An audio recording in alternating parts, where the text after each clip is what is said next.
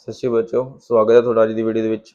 ਅੱਜ ਦੀ ਵੀਡੀਓ ਦੇ ਵਿੱਚ ਆਪਾਂ ਕਲਾਸ 6 ਦੀ ਐਕਸਰਸਾਈਜ਼ 3.3 ਕਰਨ ਜਾ ਰਹੇ ਹਾਂ। ਫਸਟ ਕੁਐਸਚਨ ਹੈ, find prime factors of the following number by factor tree method. ਆਪਾਂ ਕੀ ਕਰਨਾ, ਇਹਨਾਂ ਦੇ ਫੈਕਟਰ ਬਣਾਏ by using factor tree method. First question ਹੈ ਸਾਡੇ ਕੋਲ 96। ਹੁਣ ਦੇਖੋ 96 ਕੀ ਕਰਦਾ, 2 ਤੇ ਡਿਵਾਈਡ ਹੁੰਦਾ। ਇੱਧਰ ਕਿੰਨਾ ਗਿਆ 2, ਇੱਧਰ ਕਿੰਨਾ ਆ ਗਿਆ 4 8 48। ਦੁਬਾਰਾ ਤੋਂ 48 2 ਤੇ ਡਿਵਾਈਡ ਹੋ ਰਿਹਾ 2, ਇੱਧਰ ਕਿੰਨਾ ਆ ਗਿਆ 24। ਐਵੇਂ ਫੇਰ ਤੋਂ ਡਿਵਾਈਡ ਹੋ ਰਿਹਾ, ਇੱਧਰ 2 ਤੇ ਆ ਗਏ, ਇੱਧਰ ਕਿੰਨਾ ਆ ਗਿਆ 12 12 ਫਿਰ 2 ਤੇ, ਇੱਧਰ ਕਿੰਨਾ ਆ ਗਿਆ ਸਾਡੇ ਕੋਲ 6 6 ਕਿਤੇ ਆ ਰਿਹਾ 2 ਤੇ, ਇੱਧਰ ਕਿੰਨਾ ਆ ਗਿਆ 3। ਇਹ ਕੀ ਆ ਗਿਆ ਸਾਡੇ ਕੋਲ 96 ਦਾ ਫੈਕਟਰ ਟਰੀ। 2 ਤੇ ਡਿਵਾਈਡ ਹੋ ਗਏ 48, ਫਿਰ 2 ਤੇ ਡਿਵਾਈਡ ਹੋ ਗਏ 24, 2 ਤੇ ਡਿਵਾਈਡ ਹੋ ਗਏ 12, 2 ਤੇ ਡਿਵਾਈਡ ਹੋ ਗਏ 6, 2 ਤੇ ਡਿਵਾਈਡ ਹੋ ਗਏ 3।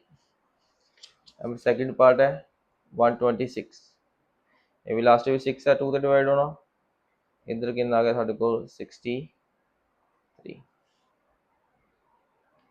ਠੀਕ ਹੈ ਜੀ। ਹੁਣ 63 ਹੈ, 3 ਤੇ ਡਿਵਾਈਡ ਕਿੰਨਾ ਆ ਗਿਆ 21, ਫਿਰ 3 ਤੇ ਡਿਵਾਈਡ ਕਿੰਨਾ ਆ ਗਿਆ 7 3 ਦਾ 21।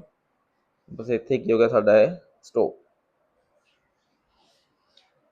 ਲਾਸਟ ਹੈ ਜੀ 180, 0 ਲੱਗੇ ਹੋਇਆ 2 ਤੇ ਡਿਵਾਈਡ, ਇੱਧਰ ਕਿੰਨਾ ਆ ਗਿਆ 90, 2 ਤੇ ਡਿਵਾਈਡ 45, 3 ਤੇ ਡਿਵਾਈਡ 15, 3 ਤੇ ਡਿਵਾਈਡ 5।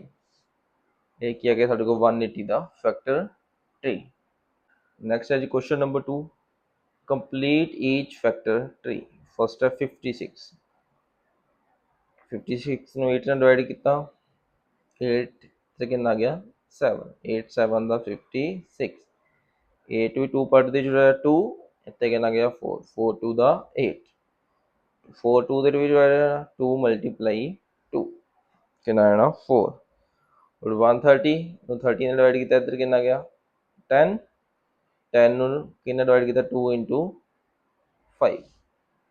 ਐਵੇਂ 48 ਕਿਹੜੇ ਦੋ ਪਾਰਟ ਹੋਏ 6 into 8, 6 8 ਦਾ 48, 6 2 ਪਾਰਟ 2 into 3 6, 4 into 2 8, 2 4 ਨੂੰ ਕਿਵੇਂ ਲਿਖ ਸਕਦਾ 2 ਮਲਟੀਪਲਾਈ 2। ਠੀਕ ਹੈ ਜੀ। Next question number 3, find the prime factors of the following number by division method. ਕੀ ਕਰਨਾ ਆਪਾਂ ਡਿਵੀਜ਼ਨ ਮੈਥਡ ਨਾਲ ਕੀ ਕਰਨਾ ਇਹਨੂੰ ਸੋਲਵ। 420 ਕਿਵੇਂ ਕਰਨਾ ਡਿਵੀਜ਼ਨ ਮੈਥਡ ਨਾਲ, 2 ਦੇ ਟੇਬਲ ਤੇ ਕੈਂਸਲ ਹੋ ਰਿਹਾ, ਕਿੰਨਾ 210, ਫਿਰ 2 ਦੇ ਟੇਬਲ ਤੇ ਡਿਵਾਈਡ ਹੋ ਰਿਹਾ ਕਿੰਨਾ ਗਿਆ 105, ਫਿਰ 3 ਦੇ ਟੇਬਲ ਤੇ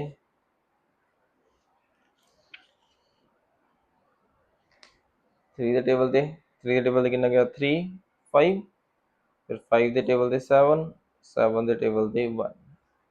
ਤਾਂ 420 ਨੂੰ ਮੈਂ ਕੀ ਲਿਖ ਸਕਦਾ 2 ਮਲਟੀਪਲਾਈ 2 ਮਲਟੀਪਲਾਈ 3 ਮਲਟੀਪਲਾਈ 5 ਮਲਟੀਪਲਾਈ 7। ਠੀਕ ਹੈ ਜੀ। ਐਵੇਂ ਕੀ ਆ 980, 0 ਲੱਗਿਆ 2 ਦੇ ਟੇਬਲ ਤੇ ਕਿੰਨਾ ਗਿਆ 4 2 ਦਾ 8 9 0, ਫਿਰ 0 ਲੱਗਿਆ ਹੋਇਆ 2 4 5। ਠੀਕ ਹੈ ਜੀ। ਹੁਣ 5 ਦੇ ਟੇਬਲ ਤੇ ਜਾਣਾ ਇਹਨੇ, 5 4 ਦਾ 20 9 7 into 7 1। ਤਾਂ 980 ਨੂੰ ਕੀ ਲਿਖਿਆ ਜਾ ਸਕਦਾ 2 ਮਲਟੀਪਲਾਈ 2 ਮਲਟੀਪਲਾਈ 5 ਮਲਟੀਪਲਾਈ 7 ਮਲਟੀਪਲਾਈ 7 ਕੁੱਲ 225।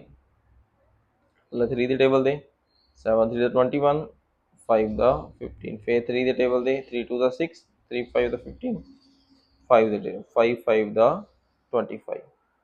225 ਨੂੰ ਕੀ ਲਿਖ ਸਕਦਾ ਮੈਂ 3 ਮਲਟੀਪਲਾਈ 5 ਮਲਟੀਪਲਾਈ 5 ਮਲਟੀਪਲਾਈ 5। ਐਵੇਂ 150, 2 ਦੇ ਟੇਬਲ ਤੇ 75, 3 ਦੇ ਟੇਬਲ ਤੇ 25, 5 ਦੇ ਟੇਬਲ ਤੇ 5 5 1। 150 ਨੂੰ ਕੀ ਲਿਖ ਸਕਦਾ 2 ਮਲਟੀਪਲਾਈ 3 ਮਲਟੀਪਲਾਈ 5 ਮਲਟੀਪਲਾਈ 5। 324, 4 ਹੈ 2 ਦੇ ਟੇਬਲ ਤੇ ਚੱਲਣਾ 1 6 2, ਫਿਰ 2 ਦੇ ਟੇਬਲ ਤੇ 8 1 ਫਿਰ 3 ਦੇ ਟੇਬਲ ਤੇ 27, 3 ਦੇ ਟੇਬਲ ਤੇ 9, 3 ਦੇ ਟੇਬਲ ਤੇ 3 3 1 1 ਆ ਗਿਆ ਸਾਡੇ ਕੋਲ। ਤੇ 324 ਨੂੰ ਕੀ ਲਿਖਿਆ ਜਾ ਸਕਦਾ? 2 multiply 2 multiply 3 multiply 3 multiply 3 multiply